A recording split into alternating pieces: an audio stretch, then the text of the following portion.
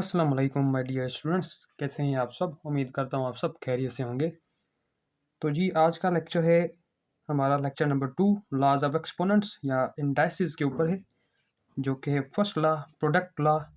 और ये एक्सरसाइज 4.2 है आपके पास। पूरी 4.2 एक्सरसाइज इसी लॉ के ऊपर बेस्ड है। प्रीवियस वीडियो में हमने यूनिट नंबर 4 का इंट्रोडक्शन किया था। एक्सपोनेंट क्या होता है, इंडेक्स, पावर और एक्सपोनेंशियल फॉर्म, हम किस तरह कन्वर्ट करते हैं नंबर्स को एक्सपोनेंशियल फॉर्म में।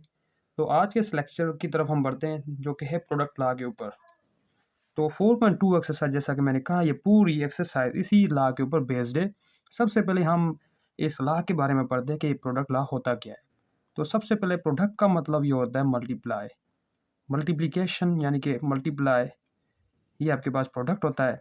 अब लॉ की बात करें, अगर आपके पास एक्सपोनेंट हो, दरमियान में प्रोडक्ट भी हो, उनके रिलेटेड लॉ हमारे पास है। जैसे कि A to the power M multiply करवा रहे हैं, यानी कि प्रोडक्ट करवा रहे हैं A to the power N. तो इस लॉ का मतलब ये है कि जब आपके बेसिस सेम हो, ये देखो, ये अब मैंने प्रीवियस वीडियो में एक्सप्लेन किया था कि आपके पास ये बेस होता है, ए आपके पास जो नीचे वाली वैल्यू होती है वो बेस होती है। जब आपके पास बेसिस सेम हो और प्रोडक्ट में हो, यानी कि मल्टीप्लाई में हो, तो हम उनको सिंपली एक दफ़ा बेस लिखने के बाद उनके पावर्स को क्या करते हैं, ऐड कर देते हैं, सम कर देते हैं। ये है आपके पास पहला लॉ, जिसको हम कहते हैं प्रोडक्ट लॉ। तो इसको चलिए समझते हैं एग्जांपल्स के थ्रू कि आपके पास ये क्या कहना चाह रहा है। A to the power M into, इसको हम इनटू भी कहते हैं, यानी कि टाइम्स या multiply A to the power N is equal to A to the power M plus N. For example हमारे पास 2 टू द पावर 3 है, मल्टीप्लाई कर रहे हैं 2 टू द पावर 4। अब इसका मतलब क्या है, ये प्रोडक्ट लॉ हमें ये बताता है, जब आपके पास बेसिस सेम हो, यानी कि नीचे वाली जो वैल्यूज़ होती हैं वो आपकी बेस वैल्यू होती है। ये बेसिस आपके देखो, ये यहाँ पे भी 2 है, यहाँ पे भी 2 है, सेम है और प्रोडक्ट में है, तो क्या करेंगे, एक दफ़ा ये बेस लिखेंगे, बाकी इन पावर्स को क्या करना है, ऐड कर देना है। 3 + 4 that is equal to 2 to the power 7। तो ये है आपके पास इसका रिजल्ट। तो अगर हम ध्यान से देखें तो इसका मतलब, अगर इनको समझें, इसकी मीनिंग को अगर समझें, 2 टू द पावर 3 का मतलब क्या है कि आप 2 को 3 टाइम्स खुद से मल्टीप्लाई करवाएं। 2 इंटू 2 इंटू 2, ये मैंने यहाँ तक करवा दिया। उसके बाद ये मल्टीप्लिकेशन की ये वाली सिंबल यहाँ पे मैं लगा रहा हूँ। 2 टू द पावर 4 का मतलब क्या है कि आप 2 को इसी 2 के साथ 4 टाइम्स मल्टीप्लाई करवाएं।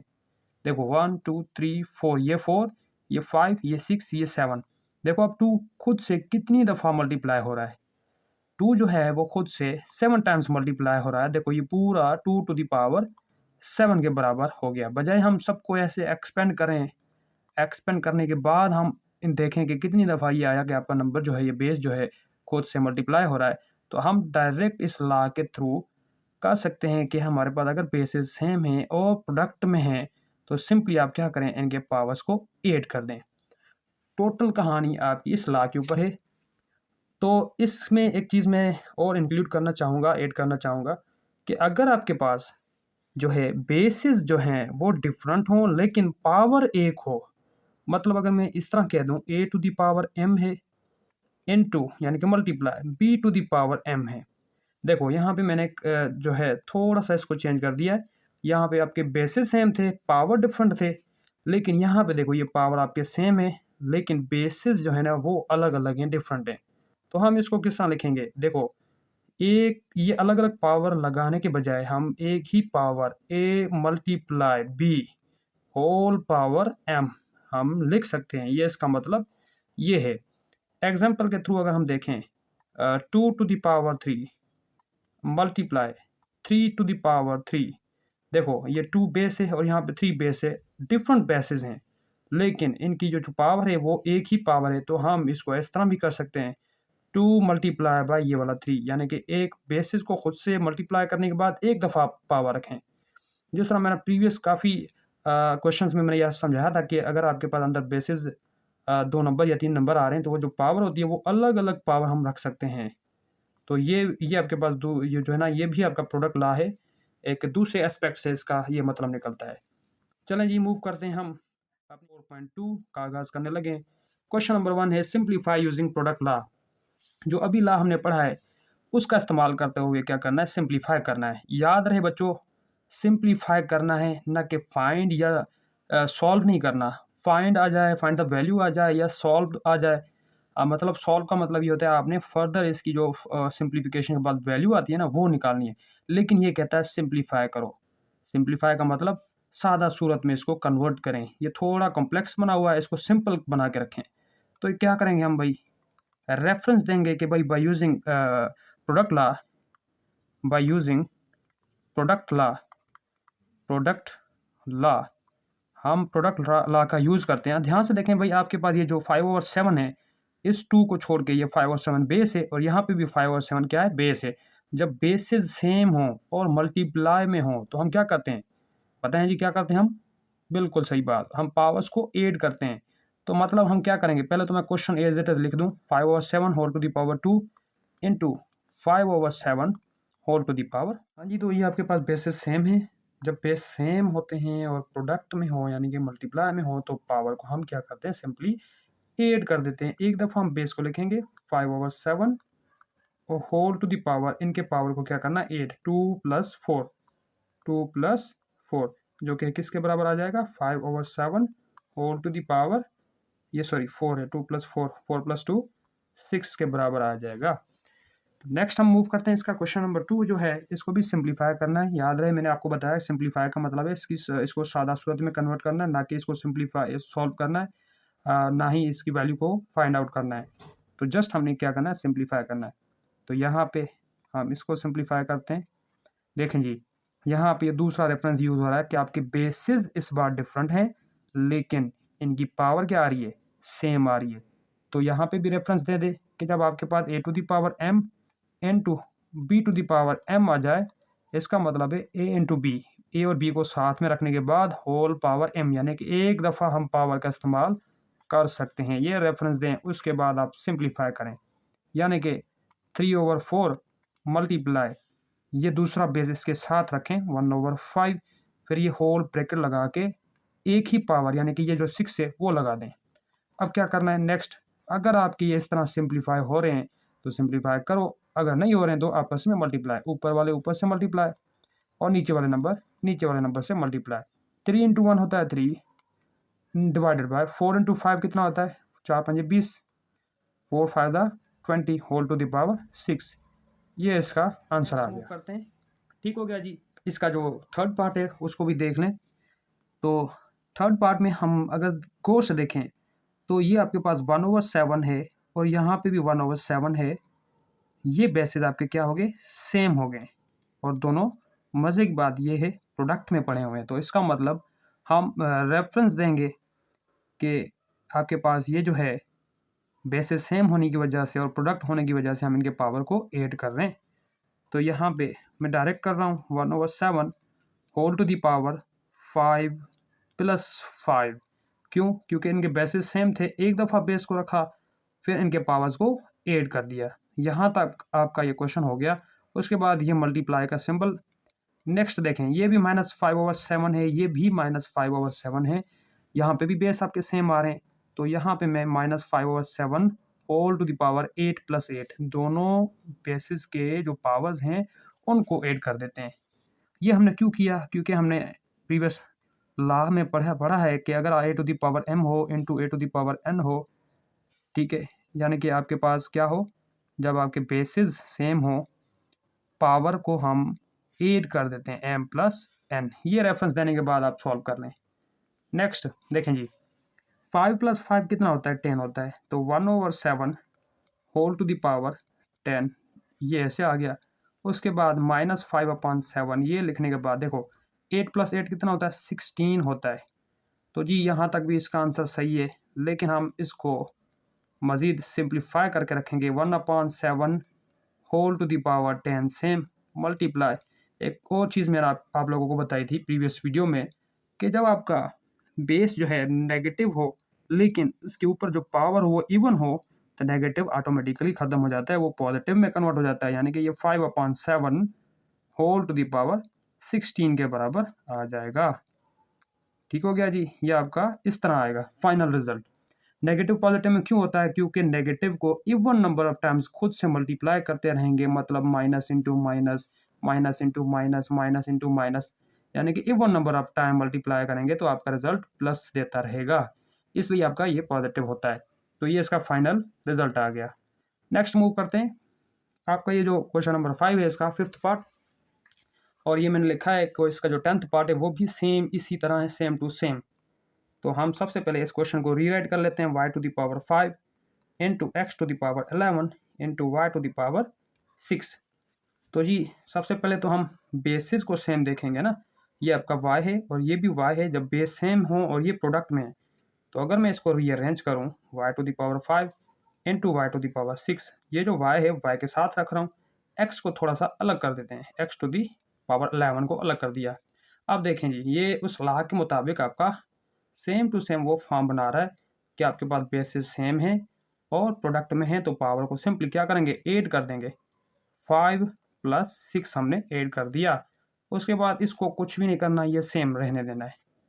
अब देखो इसका रिजल्ट, y की पावर कितनी हो जाएगी, 6 और 5 11, y टू द पावर 11 और ये वाला भी x टू द पावर 11। यहाँ तक जो फॉर्म आपके पास बन चुकी है, इसमें एक चीज़ आपके पास आ गई है कि इनकी पावर सेम हो चुकी है। बेशक आपके बेसिस अलग हों, पावर आपके पास क्या हो चुकी है, सेम हो चुकी है। तो क्या करेंगे, बस एक दफ़ा एक्स वाई या वाई एक्स या एक्स वाई दोनों सेम होते हैं, इसको एक ही ब्रैकेट में अंदर रखने के बाद ये वाली पावर एक दफ़ा लगा दें, इसका आंसर आ जाएगा। ठीक हो गया जी। याद रहे जब भी हम क्वेश्चन कर रहे थे यहाँ पे ये वाला रेफरेंस और दूसरा ये सेम पावर वाला रेफरेंस यहाँ पे लाजमी दें, एग्जाम पॉइंट ऑफ व्यू के हिसाब से बहुत अच्छा होता है। चलें जी नेक्स्ट, इसका 8th पार्ट जो प्रीवियस मैंने बताया था उसका जो 10th पार्ट है वो भी इसी तरह होगा। तो यहाँ पे देखें तो ये आपका बेस क्या है, -1/3, यहाँ पे -1/3, यहाँ पे भी -1/3। ये तो आपका बहुत सिंपल हो गया। क्यों सिंपल हो गया, क्योंकि इसके तमाम जो बेसिस हैं वो सेम है। तो यहाँ पे तो पहले हम रेफरेंस लिख देते हैं कि भाई अगर a to the power m हो, मल्टीप्लाई करें a to the power n के साथ, तो बेस सेम होने की वजह से और प्रोडक्ट में होने की वजह से a to the power m plus n हो जाएगा, यानी कि उनके पावर को 8 कर देंगे। ठीक हो गया। ये आपके पास whole to the power 6 into -1/3 whole to the power 5 into -1/3 whole to the power 3। तो क्या करना है, इस फार्मूले का, इस लॉ का रेफरेंस के बाद हम क्या करेंगे, -1/3 को एक दफ़ा लिखेंगे, उनकी पावर को ऐड कर देंगे, 6 + 5 + 3। तो ये देखो लॉ हमें क्वेश्चंस को आसान बना देता है। बजाय हम -1/3 को 6 टाइम्स मल्टीप्लाई करते, फिर 5 टाइम्स मल्टीप्लाई करते, 3 टाइम्स मल्टीप्लाई करते, तो एक ही दफ़ा बेस लिखने के बाद इनकी पावर को ऐड अप कर दें तो सिंपल हो जाता है। देखो अब 6 और 5 क्या कितना होता है, 11 होता है, 11 और 3 14 यानी कि 14। तो यहाँ तक इसका रिजल्ट भी सही है, लेकिन पावर आपका इवन है, बेस नेगेटिव है, यानी कि ये जो माइनस है ये होल पावर 14 है, तो ये माइनस के ऊपर भी पावर आ रहा है, तो माइनस को अगर इवन नंबर ऑफ टर्म्स खुद से मल्टीप्लाई करते हैं तो पॉजिटिव हो जाता है, यानी कि ये 1/3 whole to the power 14, simply इसका ये आंसर आ जाएगा। रेफरेंस में या तो आप इस तरह रेफरेंस दें या फिर लिखें बाय यूजिंग प्रोडक्ट लॉ, इस तरह भी हम रेफरेंस इसका दे सकते हैं, by using product law. Okay हो गया जी। नेक्स्ट हम क्वेश्चन नंबर 2 की तरफ, जो कि है वेरीफाई डेट।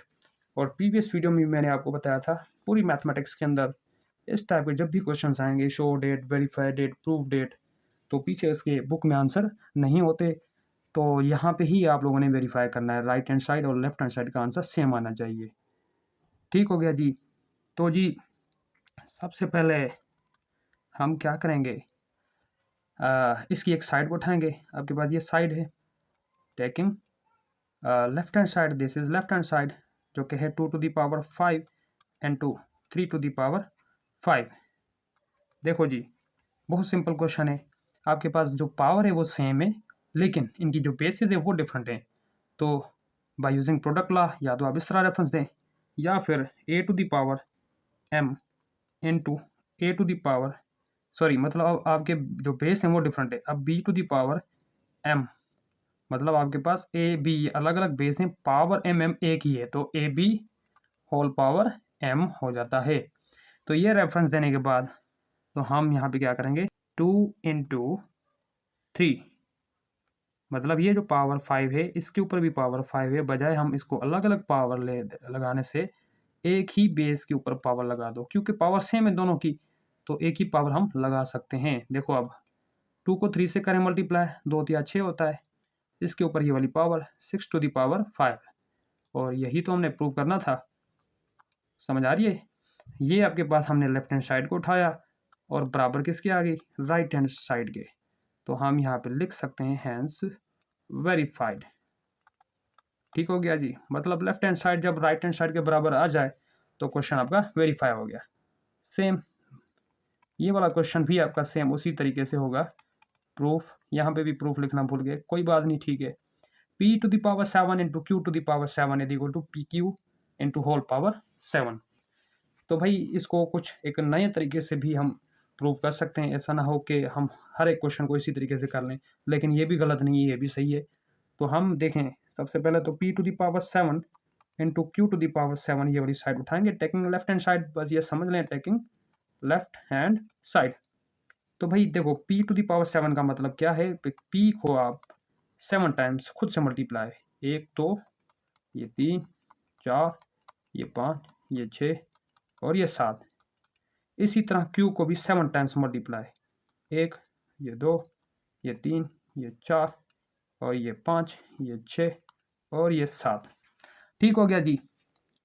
अगर हम p और q को एक एक पेयर बनाते जाएं, मतलब साथ में लिखते जाएं, इसका एक उठाया इसका एक उठाया तो पी क्यू हो गया, इसी तरह इसका एक उठाया इसका भी एक उठाया तो ये भी पी क्यू हो गया। देखो ये भी 7 टाइम्स था, ये भी 7 टाइम्स, तो मतलब पी क्यू जो हम बनाएंगे वो भी 7 टाइम्स बनेगा। ठीक हो गया जी आपका ये 1 2 3 4 5 ये 6 और लास्ट वन ये आपका 7। तो देखो जी, अगर हम देखें आपका ये बेस है पी क्यू और ये भी बेस पी क्यू, ये भी बेस पी क्यू, कितनी दफ़ा खुद से मल्टीप्लाई हो रहा है, 7 टाइम्स। तो पी क्यू जितनी दफ़ा ये खुद से मल्टीप्लाई हो रहा है तो उतनी उसकी पावर आती है, यानी कि पी क्यू होल पावर 7, जो कि है दूसरी साइड के बराबर, यानी कि ये राइट हैंड साइड के बराबर आ गया। तो यहाँ पे हम लिख सकते हैं हैंस वेरीफाइड।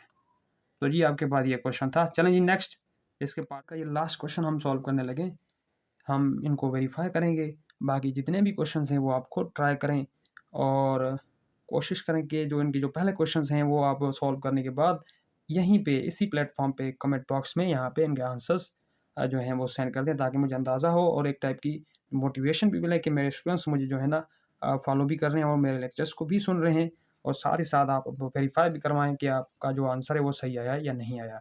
ठीक हो गया जी। जो इसका जो लास्ट पार्ट है वो है -1/8 whole to the power 6 into -3/5 whole to the power 6, ये इसके बराबर है 3/40 होल टू द पावर 6। अच्छा जी स्टूडेंट्स, यहाँ पे एक जो बुक में है वहाँ पे वो 16 लिखा हुआ है, वो एक मिस प्रिंटिंग है, आप इसको सेट कर लें। काफ़ी स्टूडेंट्स के पास हो सकता है पुरानी बुक हो, वहाँ पे ना 16 लिखा हुआ है, आप इसको 6 कर लें। हम इसको करते हैं प्रूफ। ठीक है, सबसे पहले हम उठाएंगे कौन सी side, left hand side, whole to the power 6 into -3/4 whole to the power 6। तो जी यहाँ पे हम रेफरेंस देने वाले हैं। यहाँ पे देखें बेसिस अलग अलग हैं, डिफरेंट हैं, लेकिन इनकी जो पावर है वो सेम है। तो हम क्या करेंगे, बजाय हम अलग अलग पावर लगाएं, हम एक ही पावर लगाएंगे और एक ही यानी कि ब्रैकेट के अंदर दोनों बेसिस को रखेंगे। -3/5 देखिए, -1/8 into -3/5 whole to the power 6, यानी कि एक ही ब्रैकेट में हम रख रहे हैं।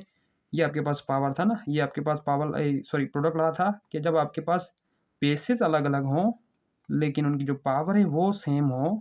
देखो ये ए और ये बी अलग अलग हैं, लेकिन ये एम ये सेम है, तो A B whole to the power M, A और बी को आपस में मल्टीप्लाई करके होल पावर एम लगाओ, यानी कि एक ही ब्रैकेट के अंदर इनको बंद कर दें।